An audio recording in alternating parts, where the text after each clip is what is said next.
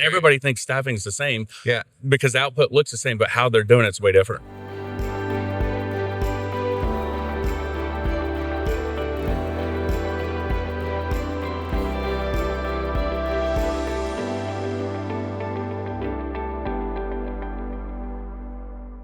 Welcome to the Staffing Industry Analysts Miami Executive Conference, Growth Game Podcast Live Edition. Man, we're having fun with these. I think this is like number 10. This is so much fun, and I hope the audience, I hope you guys are having a great time and getting lots of wonderful tidbits. We are talking pattern matching growth. We're talking to diverse people, and we're talking to people from all different vendors and different clients. And today, right now, we've got Andy Kohler, Andy from Marsh, McLennan. Thank you so much for being on my show, Andy. I really appreciate it. Thank you, sir. I appreciate that. Thank you.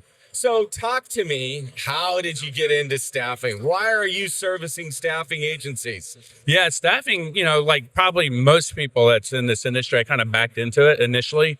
So I graduated, I had a degree in risk management insurance. I'm an insurance broker. Okay. Let me back up just a little bit. Insurance broker with Marsh. MMA, we focus on middle market. But initially, I have a degree in risk management insurance, got into personal lines insurance, and just started becoming an average insurance agent. But I learned soon enough that I needed to specialize in something. So over time, about a 5-year period after that, ended up bouncing around trying to figure out my sweet spot. And staffing, sure enough, was my sweet spot. Matt was back in 2006, 2007 when it wasn't doing that well, similar to now. But I got in at the right time and, liked the people. I like the model, Nice. And I like the overall experience. And every day is like guerrilla warfare, and that's like my kind of battle. Yeah, I like that. I mean, you are a people person. I've known you for a while, Andy. Oh, You're yeah. a people person, and it's what I love about the staffing industry. It really attracts people that know how to interact and know how to have human connection and enjoy that, and you're great at that. So very cool. So you're providing staffing, workers' comp, and other insurance solutions for the staffing industry. That's your primary focus. all different types of business insurance, mainly workers' comp. That's the biggest by far from an expense standpoint. But we do all lines of insurance, benefits, all that good stuff. Awesome. Sounds good. So we're talking about the Growth Game podcast. We're talking about pattern matching growth. Yep. And I'd love to hear from you specific things that you've seen. Maybe the top 3 indicators when you walk into a staffing agency and you're like, my commissions are going to increase because I know this team is going to grow. What are some of those top 2 or 3 things that you see and you're like, wow, these guys have got it, guys and gals have got it together? Yeah, that's a great question, because what I've noticed in staffing just as a whole, sales isn't all that great. Typically, staffing firms, 1 to 2 locations. The CEO at one time was a great sales rep. They split off, started their business, maybe took a client or 2 to get a running start, and was able to kind of build up their book of business. And then they sit back on that, right? And they get a little bit of momentum and they're able to grow the book, but it's never been about comfortable. stuff. Exactly. And to me, staffing organization is a selling organization. Yeah. So there's a couple of things. The biggest thing, because I didn't tell you this, but I did spend a couple of years as chief revenue of a very fast growing light industrial staffing firm. Oh, got it. So they went from basically 90 million to 150 million in 3 years. One of the biggest things that I noticed I had to break to get everybody in the right mindset was the light industrial firm was an operation-based staffing firm. They weren't a sales-based, right? So it was a tail that was wagging the dog, and operations had more of a say than sales did. And I get it, but sales is about solving problems, and operations needs to be able to step up and make sure they're doing it versus doing what was comfortable. So first things first is having leadership that understands, okay, if we're going to grow, that means we got to color outside the lines as far as comfort.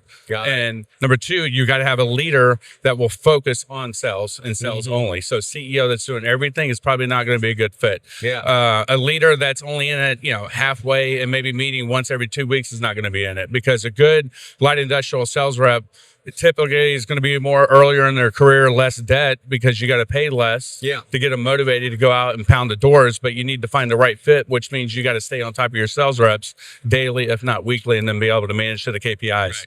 So that sounds simple. Everybody wants more sales, but are you willing to do the hard work? So it's really more mindset shifts in that standpoint. And then, okay, the third part is, what is your value prop, right? Because a lot of staffing firms want to go out and do everything for everybody. But what do you do really well? Find your top client, right? And then build a book like a mutual fund around that. So you have a top client that let's just say does warehouse type stuff. but maybe they have stricter requirements on background checks, drug testing, things of that sort. We'll go out and find another client that does warehousing. Yeah. That maybe they don't require the background check or the drug test. So now you have another place. So when somebody comes in, you build it out. So somebody has a strategic mindset that has value, that's able to be able to spin their product and differentiate itself with a good sales force that can go out and deliver the message. Yeah. That's key, but that's a lot of little things. It's a lot of little things that make are really tactics that fill a broader strategy. So let me see if I can repeat what you're saying there. So you come into a firm and you're saying, hey, they're going to be successful. You know that they are a sales first organization with a strong sales strategy. Correct. That isn't just, I fell out, I just woke up today and decided I'm going to go sell something. Correct. A specific sales strategy. And that's really what it takes to continue to grow. I always say this, you either grow or die. Do you agree with that? Yes, or you die on the vine, and you're seeing that right now. Yeah, I agree. Sales is the oxygen of the organization. If you're not doing it, if you're not at it, and you're not going for it, and you're not pushing your team to do it with specific objectives and measurable key results, you might as well pack up shop. Correct. Somebody else is going to clean your Glock. Correct. That's the way I see it. Yeah, and again, there's not a lot of great staffing organizations that do sales well. So if you do sales well in your vertical or in your space, you're going to stand out. Yeah. Well, you're obviously a strong sales leader, and you said you were CRO of a regional. Light industrial, light industrial firm, and you oversaw some really big growth. Tremendous growth. So talk to us about some of the other specific tactics that you saw really work in an organization that is undergoing change, that it really needs to have that sales leadership. What are some of the things that you implemented? Yeah, that's a great question. There's a lot of little things, but I would say one of the biggest things is what gets measured gets improved. So putting in KPIs. But put KPIs based on activity, not based on outcome. So 50 stop and drops, 250 emails, 50 cold calls, whatever it is for your demographic and your sector and what you're trying to go after. And you'll figure out measure it. Weekly, report it weekly, because you know if you're doing all the activity right up front, you're going to get the sales. Because staffing sales is not difficult. Like when you get down to it, it's basic blocking and tackling. But you got to get the swings at the plate. You got to be clever enough to get yourself in the door. Think outside the box. Develop out relationships. So managing it to KPIs weekly. Okay, so let's talk about this. Is what we said you're going to do. Where are you? So now you're seeing in advance where they might be dropping the ball in the funnel. Down. Correct. Down from CEO down. Correct. If the CEO isn't a selling CEO. Correct. That can be a problem in staffing Big organizations, the way I see it. Big I problem. just had a big old shout out from the crowd, right? I love it. That's nice. Yeah, so I would agree 1,000%. Managing KPIs and have the right leader that can pull people forward, right? Because your leader is going to set the pace. That's why you need a full-time person that's sponsoring the sales team. So it's not, sales team should be reporting to operations. Operations has a different set of priorities, different set of concerns. So you need to have your own chain of command, and your sales force is going to be solving problems in the market, but also providing feedback what's going on in the market. So as a leader, you can make adjustments to be in the right position at the right time. I get that, and I like that. So let's talk about something that I know is near and dear to your heart. I know you love talking leads, lead gen, finding the right people, because the reality is the best strategy in the world and the best salespeople in the world, if they don't know where to hunt and who to hunt, they're not going to succeed. So if I'm, let's say I'm a $15, $20 million staffing organization. We have tons of my audience, thousands of my audience are in that $10 to $30 million range. And they are a selling CEO. They want to grow. They've been able to do it, but they just have hit like a ceiling. Andy, what am I going to do? I've hit a ceiling. I can't grow.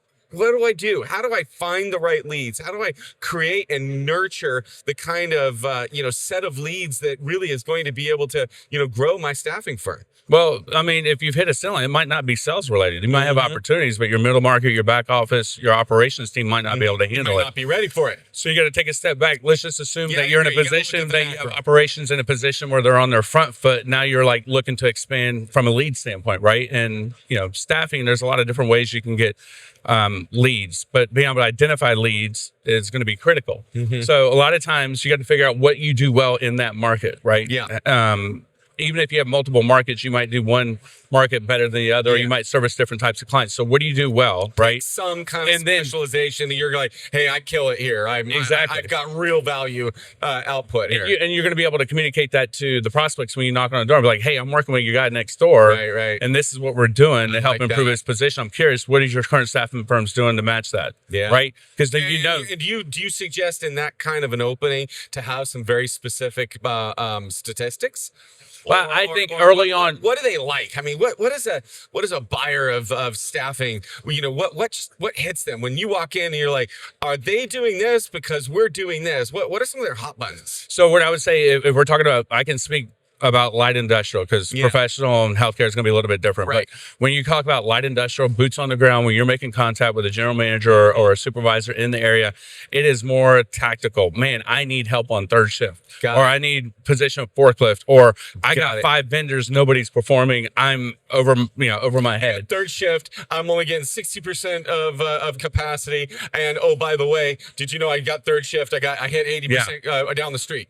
So what I would do is how I would train. And there's a lot of, like with warehousing, a lot of them are clustered together in one area. Yeah. So once you kind of know the pockets and you've identified, okay, I want to go after this type of account, I would actually show up to the warehouse and kind of watch the rhythm of the people coming and going. And a lot of times if there's temps, you can tell pretty quickly based on the vehicles they're driving. But I would wait for a temp or two to come out. Okay. And then I'd be like, hey, can you help me out? And then I'd ask the question, are y'all using temp staffing? They would say more than likely yes, right? And they're going to be more transparent because you're not trying to sell them, you're trying to get information. Sure. Is there any positions or roles right now that you're looking to fill? Or third shift. So they give you all the information. All right, well, temps.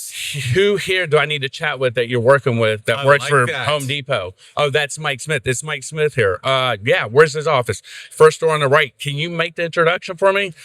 You're driving, they fall, and now he's giving you everything you need. So maybe Mike's not there when I come back in. Hey, Mike, talk to some of your temps before. I know you got heartburn. I think I can help. Ooh, I like Give me just a couple minutes and let me show you what I know and what I can do to help you. Ooh, I love that one. Now you're coming in with a very surgical strike. You know a little bit about their business. You're not just selling staffing because everybody thinks staffing's the same. Yeah. Because the output looks the same, but how they're doing it's way different. Dan, that's an excellent way of educating yourself on the needs of that prospect and figuring it out. I love it. Super cool. Yep. Super cool stuff, man.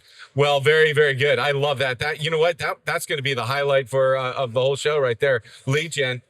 I love it. Yeah, and there's other ways too. I mean, looking back, guerrilla warfare, I think light industrial, it's a ground and pound game. You need a sales force out there banging on doors, creating collisions, meeting spheres of influence. So other people that are in the staffing space, but not selling your staffing services. Yeah. And then building out alliances and referral partnerships. So that takes time. That's right. But you can get some quick wins if you're pounding on the doors. Yeah. You got to find the right fits and make sure you're selling to the right people that you can service, right? Instead of just taking everything and anything that comes under or over, you'd be like, I'm looking for at least 5 headcount or more light industrial warehouse logistics and focus like a laser on that and go deep in that space. And eventually over time, you're going to get really good. That's great. And the value is going to sell itself. Yeah. So, Andy, you were CRO of a staffing firm, light industrial staffing firm, at about what revenue level? And what did you take it to before you went back to the insurance part of the business? When I came in around 86, 87 million, it wasn't just me. It was a team event. Thank God. It was solid people. But when I left, it was about 160 million. That's nice. So you're talking about the 2.5 year growth. Double your company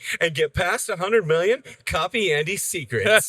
You're going to have to write a book. So there's a couple different things. Having a good sales force is one of them, but turning your recruiters into inside sales agent. It's surprising to me how...